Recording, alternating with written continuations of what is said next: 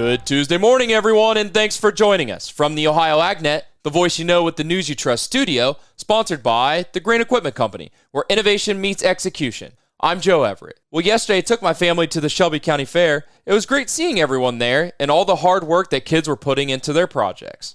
And if you happen to be hungry later, make sure you stop by the Shelby County Fair, as the County Cattlemen's Association is having their beef cook-off starting at 11. Trust me, you won't be disappointed. Now looking at the calendar, powered by soy biodiesel, we'll be in London today talking with Farm Credit Mid-America about farm diversification. Then listen tomorrow as we broadcast from the Ohio State Fair Market Lamb Show, courtesy of Kalmbach Feeds. Then the Ohio AgNet will be at the Ohio State Fair Thursday, broadcasting from the Dairy Products Building. The remote is brought to you in part by the American Dairy Association Mideast. Then we'll be broadcasting from Seneca County Fair on Friday, thanks to Ag Credit. Stop out and see us. Now let's check in with Dave Russell as he has an update from this week's Between the Rows.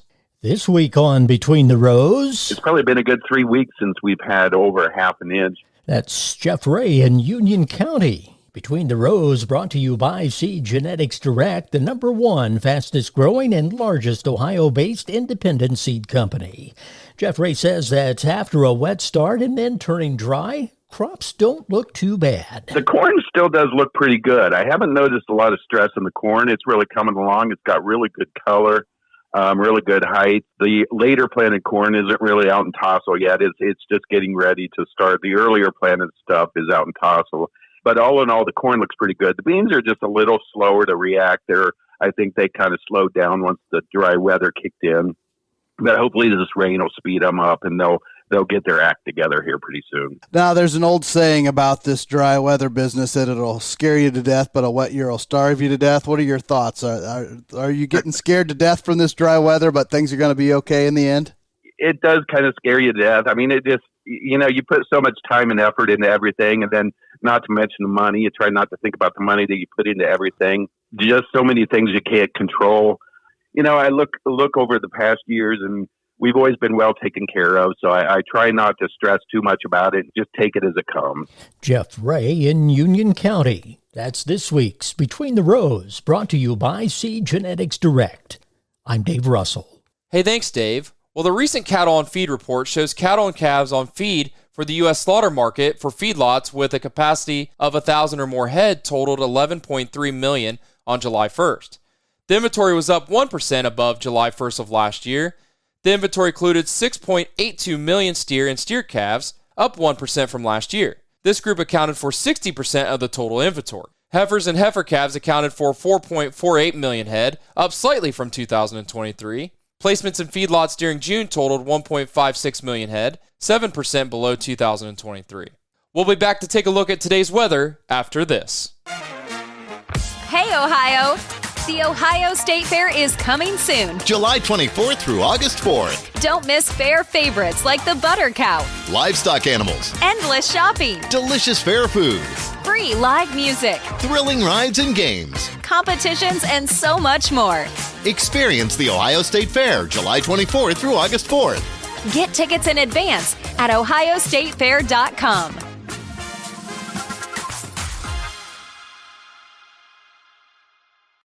Hey Ohio, exciting news coming to you from Ohio's Country Journal. Subscribe or renew your free subscription by September 20th of 2024 and you could win one of 4 50-inch televisions. Ohio's Country Journal is free, but subscribers have to renew their subscriptions every 3 years to continue to receive it.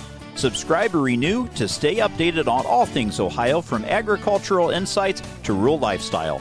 Don't miss out. Visit our website today at ocj.com/renew. Now let's take a look at today's weather, brought to you by Seed Consultants. Simply better performance online at seedconsultants.com.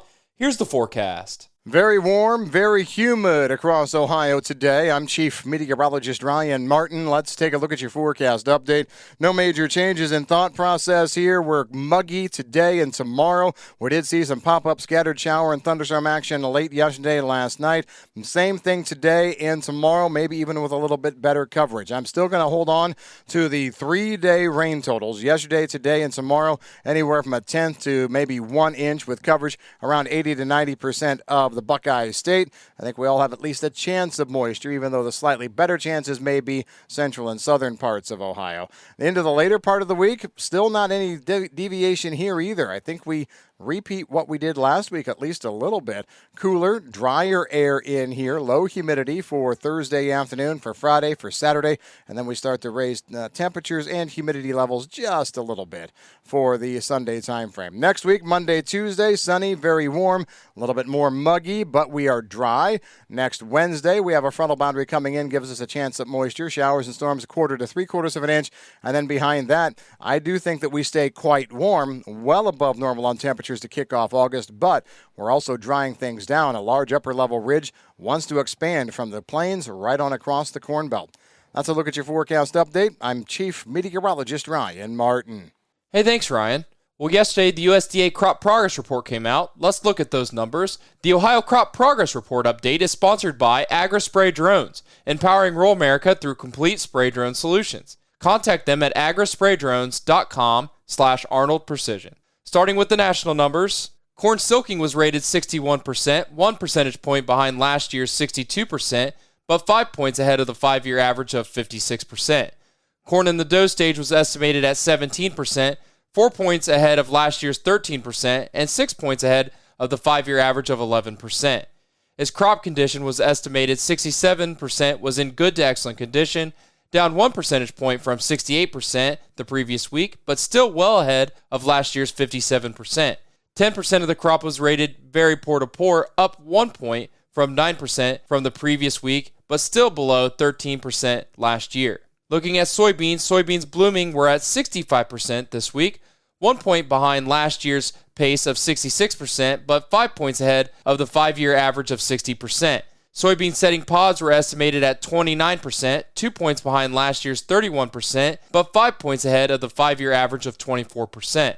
Its crop condition was estimated at 68% of the soybeans were in good to excellent condition, unchanged from the previous week for the second week in a row, and still ahead of last year's rating of 54% good to excellent. Looking at winter wheat, harvest moved ahead 5 percentage points to reach 76% complete nationwide. That is 11 points ahead of last year's 65% and 4 points ahead of the 5-year average pace of 72%. Now let's check out your numbers from the Buckeye State. U.S. Drought Monitor report showed 69.2% of the state was abnormally dry or worse. Topsoil moisture conditions were rated 8% very short, 31% short, 57% adequate, and 4% in the surplus. The average temperature for the week was 73.6 degrees, and that's a half a degree below normal. Corn silking is at 60% this week. That jumped 26 points over last week's 34%, and that's 36 points ahead of last year and 24% over the 5-year average. Corn in the dough stage is at 13% this week. That jumped 12% over last week and is 11% over the 5-year average. Soybeans blooming are at 71%. That jumped 31% over last week's 40% and is 32 points ahead of last year and 20 points ahead of the 5-year average. Soybean setting pods are at 25% complete this week. That jumped 9% over last week's 16%, and that's 11% over last year and 9 points ahead of the 5-year average.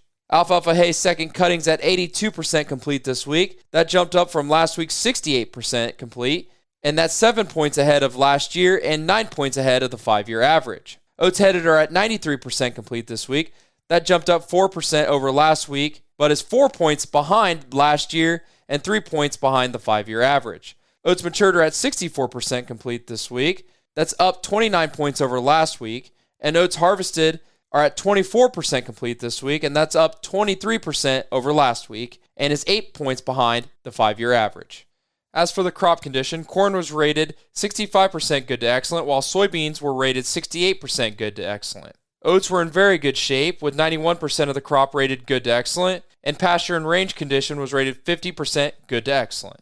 In other news, drone usage in agriculture has continued to increase in recent years, with over 3 million acres sprayed by these unmanned aircraft in 2023 alone. However, legislation making its way through Congress seeking to effectively ban Chinese-made drones in the U.S. due to security risks they pose to farmers and ranchers. Arthur Erickson, CEO of U.S. drone manufacturer Helio, gives some historical context to the situation and the potential of a ban. Basically, back in 2017, so already about 7 years ago, the Department of Homeland Security put out a memo stating that they had strong reason to believe that DJI drones were sending critical information back to the Chinese government that could be used to undermine U.S. national security in various ways. And they also actually made an argument back then, too, that DJI was dangerous for using monopolistic practices and undermining the U.S. drone market by price dumping and things of that nature. So they sent that memo out. They also said, hey, the federal government in the U.S. should not use any of these Chinese-made drones anymore for these security reasons. So then you start to see in the National Defense Authorization Act of 2019 that the Chinese-made drones were in fact banned for purchase and use by the U.S. government. Now, fast forward to 2024, where we are today, that ban and those concerns have grown even further. And so there are calls from a lot of people to ban Chinese drone use outright. So not just in the public sector, but also the private sector here in the States. And that's what this ban effectively would do. The Countering CCP Drones Act moved through the House back in May as part of the National Defense Authorization Act and is awaiting action in the Senate. As of 2022, foreign entities and individuals held 43.4 million acres of U.S. agricultural land, according to the USDA. China is known to own nearly 350,000 acres of farmland across 27 states. We'll be back to take a look at your grain analysis in your overnight markets after this. Attention farmers, join us this summer for the Ohio Soybean Hometown Tour. Come learn about the policy, agronomic, and checkoff related issues that impact your business. See the latest artificial intelligence technology in action or learn how specialty markets can be worth your while even while prices are up. CCAs, CPAGs, CPSSs, and CPSCs who attend are eligible to receive 1 CEU of credit. Hometown tour dates and locations are July 30th at the Cargill facility in Shelby County, August the 6th at Arable Research Lab in Delaware County, August 7th at the Bridgewater Dairy in Williams County, and August 14th at Beck's Hybrids facility in Madison County. Visit soyohio.org to learn more. It's now time for the Louis Dreyfus Grain Analysis, and that is brought to you by the Ohio Soybean Council and your soybean checkoff. Here's Ryan Martin. Grain markets finished the Monday session on the higher side of things. As we take a look at the numbers, corn up double digits, 10 to 11 cents or so. Beans were up anywhere from 28 to 33 cents. Even wheat getting into the game. Now, the best gains in wheat were in the spring wheat contracts, but Chicago and KC also were ever so slightly in the green.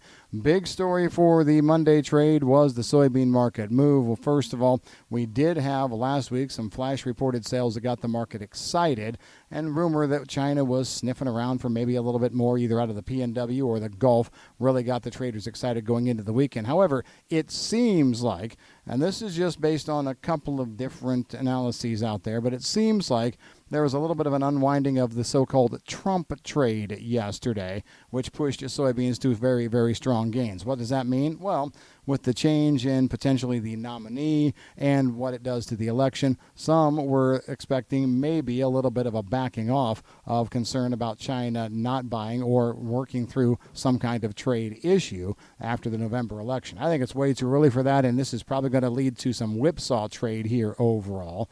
Other things that we are looking at is the commitment of traders report. Managed money seems to be very large net short prior to the USDA August crop report, and there's a lot of thought that maybe there will be a little bit of an incorporation of FSA's farm program participation data into the August 24 seeding and harvested acres estimates. Here's the problem. Every year we worry about whether FSA data goes into the WASDE or not, and it never does. Why would this year be any different? That's the Ryan Martin take here this morning, but it is what it is. USDA did report 133,000 metric tons of corn sold to Mexico for the 24-25 crop year. Mexico is expected to be a sizable importer of corn for this next year. Right now, projections are about 850 million bushels. I'm Ryan Martin. Hey, thanks, Ryan. Now let's take a look at your overnight markets, brought to you by Seed Consultants. Simply better performance online at seedconsultants.com. Starting with September corn, $3.99.5, down 3/4. December new crop corn, $4.14, down a penny. August soybeans, $11.19.5, up 1 3/4. November soybeans, $10.70.5, up 1 3/4. September wheat, $5.46.5, down 1 1/2. Looking at livestock from yesterday's close, August live cattle 183.92, up 82 cents. October live cattle 184.60, up $1.12. August lean hogs 92.37, up 80 cents. October lean hogs 75.97, up $1.42. September feeder cattle 256.50, up 72 cents. I'm Joe Everett, and this is the Ohio AgNet.